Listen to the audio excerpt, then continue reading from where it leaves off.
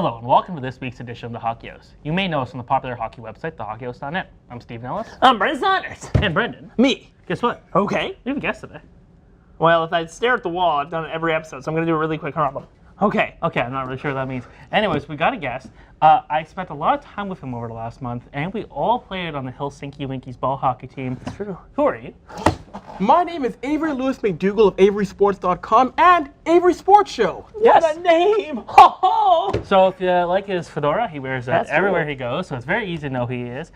He's also famous for at the World Cup wearing a suit that made him look like salad. Yes. So, yeah, we basically both covered the World Cup of hockey. I covered it for Euro Hockey, Brendan, or Avery. I'm not Brendan. Oh, hey, Brendan. Who am I? I'm Avery? My God, I have a name!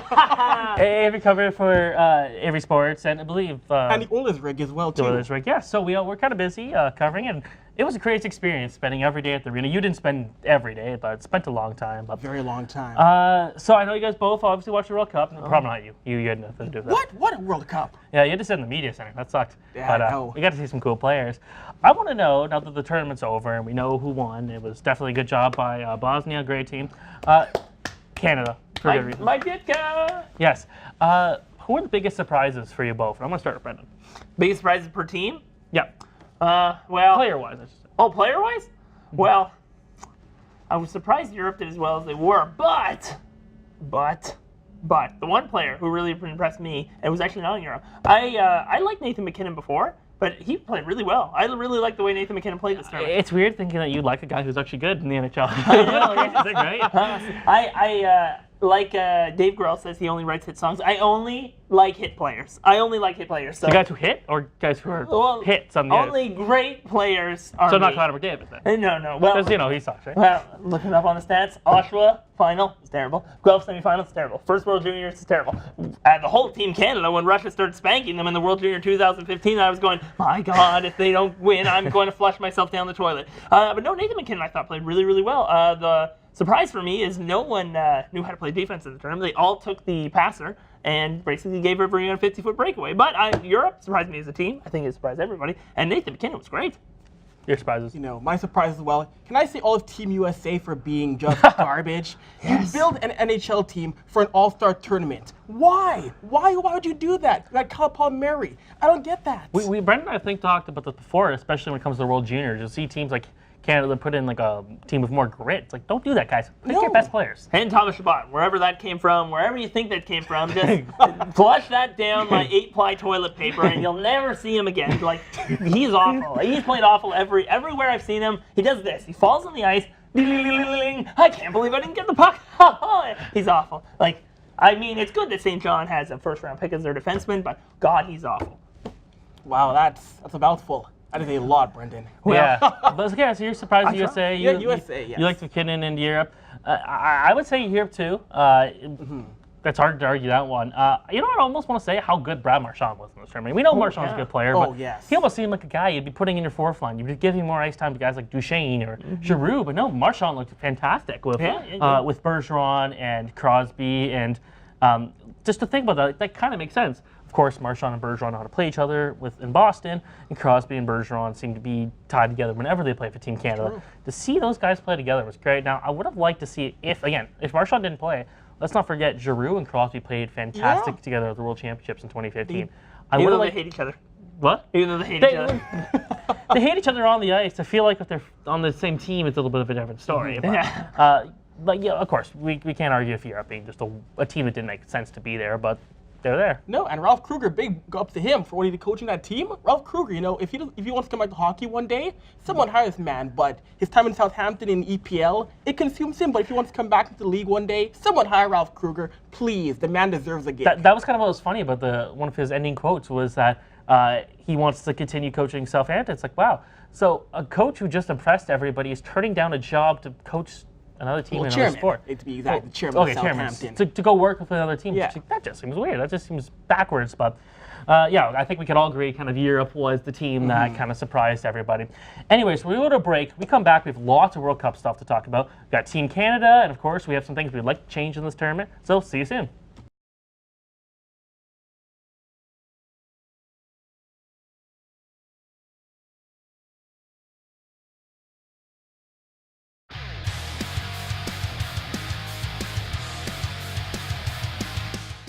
Hello, and welcome back to the Hockey House. So we talked about some of our surprises, but let's talk about a team that surprised literally nobody. Team Canada. Nobody! Yes. Yes. Team Canada. So that's a team that everyone expected to win this tournament, and they pretty much, other than the final game, I know what Brendan's going to say, were pretty much as dominant as it gets. Yeah, they were. But what did surprise me was the fact that it was all beatdowns. Only Europe gave them a fight. Nobody else gave Canada a fight whatsoever. I guess the Americans kind of did somewhat, but... For like a minute. The Russians did it for another minute, too. Another minute, yeah. Europe gave them the true fight. Everybody else would just run over. Zoom, zoom. Yeah, it's almost like, it was funny saying, like, okay, like we saw Canada kind of needed to beat Russia in the third period, but they were going to. Yes. And then with Europe, they really had to beat them in the third period. Yeah. Otherwise, the third period was meaningless in every game. It was like we would just be sitting there in the media room, like, I'm done. Let's go home. I'm going to go get some free Pepsi because they apparently had a lot of that and free water. So about 5,000. Yeah, it was a good amount of Over 5,000? Over 9,000. It's over 9,000! You got to get this right. All right, so yeah, what do you think of Canada's performance? Well, let's put this. Canada, no doubt, should win every single tournament of all time. Now, I mean this not as a joke. Really even the Universiade next year? They really should. They should win every. They should go in the NCAA and just say Canada wins. But no, they should win every Canada. The World Juniors, they definitely should win. But you have like schmomos, like the coaches they keep picking, except for I don't know what the Sutter seemed to do, but he seemed to pick all the great players, and then he didn't the second time around. But all those Momo coaches who keep going, I think Thomas Chabot slides beautifully on his nipples. Guess what? Chabot can't make the team this year. Well, he's in 97. He could. Oh, can he? Okay, never mind. Help me if he makes the team. I am flushing myself down the toilet. But no, Canada should win all the time. And it was great. And to top it off, they didn't even have their best players. You think if Jamie Benn wasn't there, Tyler Sagan wasn't there. Well, Crosby is a good player. Oh yeah. Oh yeah. Woo! John Tavares is a good player. Yes, he is. His uncle, the 44-year-old lacrosse player. Not retired. He's a good. Buffalo Bandits icon. Yeah, but actually, my friend Jim knows him, and that is a real guy. I know Jim is kind of a name. You know Alex Ball too, right? Don't you? Alex Ball, CJ Garcia. Yeah. Sagan Spirit. But no, no, Canada should. And they didn't have like their best two lines in the whole world. Keith and Seabrook, Brody. I don't know how Brody didn't make the team. He's the best defenseman in the world. I was talking about Canada didn't really need that. No, they didn't. But it would have been interesting. They didn't even have their best players, and they still swept the competition, which is great. I love when Canada wins, but my lord, that last game, my lord, they kept throwing the puck like it was a curling match, like they were trying to get into the middle of the center of the ice, and Europe kept picking it off. And I know we don't agree with that, and I know we don't agree how Drew Doughty played, but I saw him 3 times. You thought Drew Doughty was good in the final game, right? I didn't think so, yeah. Oh God. Yeah. I had a friend who was hammered out of his mind. He went, man, that Drew Doughty stinks. Oh, that's a reliable source. Rational thoughts. He passed it 3 times in front of his net. He was like a certain Adam C. we used to know back on the Oakville Flyers days. But I didn't think he played that well. Although the fact they did win, and for all the crap Boston gets, Marchand and Bergeron, they will never be a bad team as long as they have those two guys. They've done some questionable moves, Boston, but as long as they have those two guys, they will be fine. Because, man, Marchand was great in this Marchand was great. Bergeron was great. He was great. Crosby was great. Yeah. Of course, that line was fun to watch. I'll ask you, what do you think of Carey Price? It's phenomenal. Stud, you don't get a once again. No, he's not good in the playoffs. Best goalie in the world. No, he's don't not. argue me on that. Yes, he is. No, he's not. Go. What? Okay. No, in the playoffs, he stinks. He's always stunk in the playoffs. In the Stanley Cup Finals, or he's actually never going to make there because he's saying Montreal will never win a Stanley Cup. As long as Carey Price is in net, they will never. Look at that team around him, though, Brendan. No, but it's been a different team. You take 2009's team, they lost. 2010 team, they were going to lose. They put Yaroslav Halak, they make it to the conference final. Next year, they lose. Next year, they don't even make the playoffs. The year after that, they lose to Ottawa. The year after that, they finally beat Boston. Lost to Ottawa, yeah. Remember the part where he was hurt and the rest of his team in front of him was hurt? When he's not hurt, he's like Dominic Hasek. He's like, okay, Dominic, we need you to pull the game. My groin is torn. What do you mean your groin's torn? Yeah, it's torn. I'm done. Oh, okay, thanks a lot, Dominic. Back to Ottawa. Well, this was back in 2004 or 2003 when Dominic Hasek played on the Ottawa. And that was 06. And 06, yeah. It was like a total meltdown. And Carey Price is the same way. I don't think he's a terrible, well, he's not a terrible goalie, but he's an NHL goalie. But I mean, when it gets down to the crunch in the playoffs, he's not the guy I would have. Never. I would never have him in the crunch of the playoffs. Jonathan Quick beats him every day of the week. Really? I do. 2 Stanley Cups and a Conn Smythe. But Team Canada said he's our guy at every major tournament. Team Canada said he's our... Like, we can really? see Corey Crawford played well under Team Canada too. Braden Holtby would have won too. If you put Cam Ward, if you put Steve Mason, if you put James Reimer, Jonathan Bernier, they all would have won. Team Canada would have won regardless of their goaltending. Stephen Ellis in net? Well, of course, yeah. Anyways, that's what we're going to talk about right now. We're going to go to break. When we come back, we're going to talk about what we would want to change with the World Cup, because there's a lot.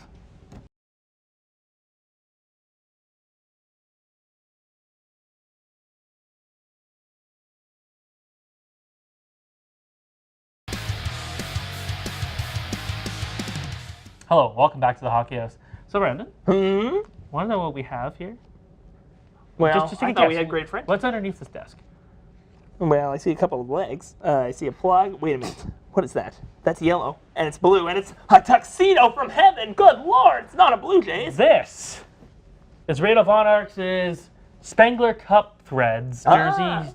Tuxedo, whatever you want to call it. Wow. So this is based off his, I want to say, the 2012 Spengler Cup, and it's one of probably my personal favorites. My girlfriend hates it, but it's a bit of ads on it. But yeah, so Radolf Onarx was unbelievable for HC Davos. His brother named Jan. He no longer plays for the team, but he ended up getting the game-winning goal for his team in the 2014-2015 season and retired after that, and that was really cool. And Davos has been very fun to watch at every tournament, and they're currently in the Champions Hockey League round of 32. So if anyone falls, Still competing. If anyone falls to the Champions Hockey League, they have a good chance of doing well. And they could have done well last year, but they didn't. So, anyways, I want to talk about what we would change. I know there's a lot of things we want to change in this tournament. So I know what you want to specifically change, and it has no impact on the tournament whatsoever. Well, just tell me what it is. Oh, can I tell you the whole list? Sure, but tell me what I'm trying to refer to here. Is it getting rid of North America and Europe? That's not included. Oh my God, getting rid of Gary Bettman? No. Getting rid of... Changing the name. That's what I thought you would always want to change it. Oh, yeah. Oh, God. Oh, thanks for reminding me. Lord Jesus, it should be called the Canada Cup. When I heard the World Cup of Hockey, I thought, oh my God, this might as well be a badminton tournament. Remember when that actually has nothing to do with Canada, the tournament anymore? Yeah, but it's the Canada Cup. Canada? It's always the Canada Cup. You go with the traditional. It's not like we're going to Stanley Cup and calling it the Gary Bettman Claude. We're not going, we won the Gary Bettman Claude. Look at it. It has Gary Bettman come on, speakers. that's got a bit more history than the World Cup of Hockey. But the Canada Cup is like so historic. The best What's game. the trophy look like? Canada Leaf? Yeah, sure. So the Americans win it, they're like, oh, we just won a Leaf. Almost the Canada Cup. Yeah, the Soviets won it 1 year. The Soviets won in 81. Yeah, they're probably just like, wow, I don't like this trophy. But you come for the Canada Cup. It should be the Canada Cup. It's just classic. It reminds you of the Paul Hendersons. It reminds you of Daryl Sittlers. It reminds you of the time Canada wins, Canada loses. It doesn't remind me of that because I wasn't alive for that. Well, it's true. And not everyone's like me and lives forever. Me and Wolverine were just kicking back going, man, I can't believe they won. Remember 200 years ago when Canada, former nothing, because they weren't a country back then, but former whatever they were called, played lacrosse in that different tree game, and then they ran in the water, and then they could fly? Do you remember that? I do, yes. I was there as well. Okay, Yeah, we live forever. We're like the people who live forever. Okay, what else would you like to change? Well, I'd like to get rid of Team North America, and I just don't say that because I think it's a dumb idea. But also, the players don't even want to play for the team. Like they were saying, well, no, like if you go back saying, even the great Connor McDavid was saying, I don't want to play for this team next time I'm here. And I think that's probably mutual with Nathan McKinnon. I think Jack Eichel would say the same thing. I think Austin Matthews. So Eichel, Matthews, and McDavid are the only three who could actually play for that team. Yeah, but I don't like. I don't think any of you could ask any of them. I don't think they don't like. I'm sure it was a fun experience, but I don't think any of them would like to play on Team of North America again. Just to say they'd want to play on a different team is, I think, sort of an understatement. But because remember, that's a team they want to play for originally. But for some of these young guys, like those guys wouldn't have been on their teams. No. So that was fun to watch. Now it would have been better to, I guess, almost replace the Americans and put them in. To think under 23 if some of the younger guys went out there and beat the Americans, a team that just made it to the Olympic finals a couple years ago, and what's the score when Canada beat them in 2014? Like 2-0? 1-0. 1-0. Okay, Yeah. Really close game. Really tight. And then they just started to give up. So what I would change to the tournament is a lot of people want to change the amount of the games in the tournament. I wouldn't. But the thing is, what I want to change is, I don't know. I really don't know what I want to change. Because when you look at the attendance, that was my big thing in this tournament. The attendance just wasn't there. And a lot of that could be seen to, the Jays were playing, Blue Jays right there. Hello! Were playing down the street for a playoff fight. So that was kind of important. But, where do you put the tournament? That's the thing. Toronto probably was the best place. Maybe you put it out west. They don't have the Jays to contend with. What about earlier? Would you start it earlier? Maybe like 1st of September or something? Beginning of September seems like a good idea too, but the players probably have even less interest in that. Yeah. But I think I still would also change the Europe-North America thing. That was better than having some of these other teams. It was more competitive, but it just did not feel right for an international hockey tournament. Like, the thing is, like, if Europe won, everyone's like, oh, this is a huge gimmick, why were they there? If Canada wins, okay, it's boring, everyone expected that. Yes. If North America wins, that'd be fun to watch too, but it'd just be weird to think, like, okay, well, like, is this team ever coming back? And, like, you know what? Maybe in 4 years when they have this tournament again, the prospects are nowhere as good. We were lucky. This is one of the best times for prospects. Oh, of course. For young guys in the NHL. We may not get that in a few years. No, we won't. You mentioned, and you don't want to change this here. What I would change is make it 4-on-4, make it a little more space in the ice, and also in terms of locations, do 4 cities. Do Toronto, New York, Edmonton, Las Vegas. Get the new buildings involved. T-Mobile Arena, that would be fun. Canada, USA, and Vegas, build that fan base there. Get the stars there in Vegas in the new arena. Have that happen. Okay, I don't think that's a good idea. Okay, so what if you? Okay, so then what do you do? Do the same 2 teams? Like I guess they have to rotate around. I feel like that'd be expensive, especially for a preseason tournament. That's the thing. It's the NHL. They got money. Well, yeah, it's true, they do have money, but I don't like the idea of Las Vegas. I think maybe you put in 2 cities. Maybe you do Edmonton, Las Vegas. It's still a far community, though they're both on the West Coast. Like having it in Montreal, Toronto would make sense, or even Edmonton, Calgary, or Edmonton, Vancouver. I think you want to get it out west almost for sure. Because the times would, I'd feel like the times would be okay. Yeah. Except like a 3:00 game there is good on the eastern side. So, exactly. I'll actually, maybe I'll say that. I think you'd want to move this out west, give them a chance, even put it out east. Yeah. Where these guys don't get to see this high level hockey ever. No. Like you don't get teams in like the arenas aren't big, so you need to have a big enough arena, and that's the problem. Like but then Halifax sold out theirs for the preseason for Ottawa. That and is Toronto. true. How many people is that? I don't know, but about 12,000. it was good. It was a good crowd. It was a healthy I think crowd. at minimum you want 15,000 people there. Yeah, And so it would be hard for the arenas, but I think it was a healthy dose of the fans. Putting it in Toronto when the Blue Jays were really competitive. 2004 is a different story, but when this year and when you did this tournament last year, it was going to be a losing fight. I think no matter when you put it, of course. And I feel like that's the problem. I don't think the NHL is going to be able to steal or use this event to kind of stop sending players to the Olympics. That's not. It wasn't that much of a success. It was fun to watch. It was great. And like, you know what? It's a rare opportunity we get to see the best players in the world play on the ice together. They're not injured or dying. And well, hey, Canada went the whole tournament without actually having a single player injured. That doesn't count pre-tournament though. Yeah. Well, Ekblad though had a concussion. Well, that was for North America though. Oh, that's right. Yeah. But for Canada, like that was kind of impressive, and Ekblad could be on Team Canada next time. Oh, God, he could. I hope not. Holy jeez. Yeah. Yikes. Don't want him and Derek Pouliot ever mixed up again, because if they do, then watch out. It'll be a goalie sent. Germany will come and beat Canada. I swear, it'll be terrible. That's a bold statement. Kazakhstan's beat Canada before at the World Juniors? Yes. Yeah. And when Vincent Clavier played on the team, they were fighting for like 5th and 6th place, and they lost. In '98. Yes. Yeah. Yes. Anyways, that's all we have today with Avry, unfortunately. Avery's going to go do his amazing commute over. Quickly, where can people find you? AverySports.com, on Twitter at AVRY. There's no E in my name, so make sure you don't make that mistake, because you'll find a robot. Okay, so he's not a robot. He is a real person. Anyways, when we come back from the break, it's going to be Brendan and I kind of doing an early season OHL roundup, and we're gonna talk about what's going well, what's going wrong, and who to watch out for.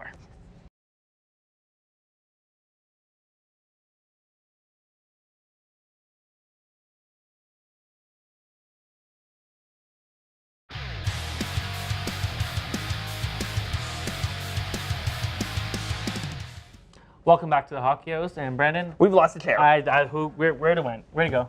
Avery! Well, Avery's probably gone. We don't know where he is, but anyways, so yes, I want to talk about the Ontario Hockey League, because I know you have a lot to talk about, because you keep calling me about it. So I do. I call you every night to tell you, hey, did you know this player? Hey, did you know that player? Hey, Zach Wojcik retired, which we're sad to say. He was a former first-round pick. He was actually good in the World Juniors. Follow me on Twitter at Steven Ellis NHL. Everyone should follow me. Carolina Hurricane, 8 points in 7 games in the World Juniors. I can't believe he retired at 26. But no, the OHL, my God, I can't wait for it to happen every night. Now, there are teams that will surprise you, teams that are not surprising me, and teams that are like below my expectation. Are you ready for this? I'm ready. Okay, so now one team that surprised, I think, everybody. Now, it's hard to say in the OHL because obviously the NHL players haven't started coming back now. London, if they do get Mitch Marner, it'll be pretty hard to beat them. Yeah. Even with Tkachuk coming back. Now, they did trade Cole Sherwood, which is too bad, St. Louis pick, but they're starting to get their guys back. Sarnia, they're missing their main guys, and they're starting to get them back. Same with Windsor. I know they're missing Addison, they're missing Nattanen, and they're missing Logan Stanley. And we actually saw them play, and they were dynamite on the power play. My Cole Prabhu, watch out on the power play. He's great. Cole Carter, I said you should draft him in the 15th round. No one drafted him. Next year he goes in the 3rd round. No, but Windsor will be dangerous too. But for the time being, as it stands right now, the Flint Firebirds, The team that looked like in shambles last year. 3 different polls. It's only traded away Will Bitton. That's true for a former Ancaster Avalanche. and former Bond King and former Junior Canadian, as well as picks, which is actually too bad because I thought Will Bitton was going to go Sarnia because they have a lot of imports. Isn't it kind of funny that Will Bitton's going to the Hamilton Bulldogs, so he's a Habs prospect going to a team that used to be Montreal's minor team. Yeah, which is a good player. Like, I mean, he had a really good season. But the Flint Firebirds, I'll say this again because I don't even believe it. 3 different polls said they would be last place. Are in first place without Will Bitton. Where were you reading these polls? I know. Well, I shouldn't have listened to them. Like Ryan Moore, I guess once he left Windsor expected him to be a really good player. Once he left Windsor, my God, well, as of right now, it is today, and now if this airs and it's not today because he has more points. As of right now, he has 14 points in 5 games,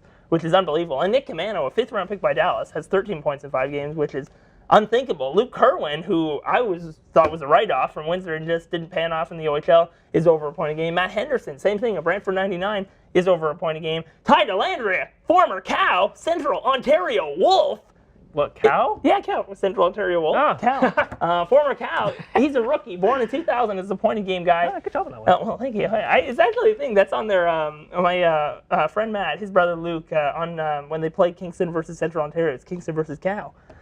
So watch out for the Cow Wolves. But no, they're playing, like, every position is playing really, really well. And it's like, I'm kind of in shock right now that Flint's doing that well. But it's great to see players, like, come out of nowhere to develop, and it's pretty crazy. But a team that people kind of wrote off as a team that wasn't going to make the playoffs, another team that was going to make the playoffs, was the Guelph Storm. I'm a big fan of the Guelph Storm. I'm sad they cut Kyle West. I really liked him. Yeah, kind of a guy that you really liked. You liked him back when he played in the OJHL, Burlington Cougars. Yeah, and I thought he was a steal. Guelph, and now he's in Caledonia. Yeah, Caledonia, the Carnivores. But who buys everybody. Yeah, I know. They basically buy it. But I was excited to see Liam Stevens, who I actually played against, is doing well. Isaac Ratcliffe is doing well. Wait, so this guy's playing well, and you're not playing in the OHL? I know. Why am I not playing in the WNHL? Instead trying to make the Olympics in 2020. Ooh. Oh, I know. I'll be the only player going. They'll send me and Nick Kiprios and Eileen Friedman, and that's it. That's the whole team. Mike Ditko play goalie for us, and we'll beat everybody. Beat the U.S. for sure. But no, I'm glad to see Guelph is doing well after a rebuilding season last year. You know, they picked up their picks. They let some players develop. They gave some players more ice time, like James McEwen turned from a 9th-round pick that was a 14-point guy the year before to a 52-point guy the year before, which is anything now. Giovanni Smith, I really like. A team that has really lowered my expectations. Mississauga, for one. Unfortunately, yeah. Now, that's being said, of course, they don't have a lot. Now, they lost 7-4 the other day. Their goalie didn't have a great game, but that was the first look at Mississauga team. Of course, Genev isn't there, the Detroit prospect. But, you know, they did have Mike McLeod. They did have Bastion. They had all their early guys. Oakville, Ontario's Damien Bourne, of course. Let's say the same thing. Those guys have been like in hard NHL training camps for a while. True. Give them a few games, and then I think that's when the team will really start to show up. Of course, yeah. Like I think we're not seeing the real steelheads right now. Yeah, so hopefully, like, if they don't do well, when are they ever going to do well? But no, another team is Saginaw. Man, they are taking like a plop in a third. Like, Saginaw has every single high prospect from the 2013. I'm talking Christ. I'm talking Barwell. They had Troy Henley for a while. They have the former Oakville 96 Chris Bennett. They have Brady Gilmore. They have Ty Philhammer. They have Keith Middleton. Bang. It's Not like sure what that was. they just drop the anchor every time I see them. It's like Saginaw loses, Saginaw loses, Saginaw loses, Saginaw loses. It's like they, for a team that should do better, is terrible. But also Austin Keaton, if I didn't tell it, he's doing great. Awesome player. Well, Brendan, that was an interesting OHL roundup, but that's it for today. That's all we have for today. Don't forget to check out thehockeyhost.net for all episodes of the TV show, and follow us on Twitter and Facebook. I'm Stephen Ellis. I'm Brendan Saunders. Austin Keaton's a great player. Thanks for watching.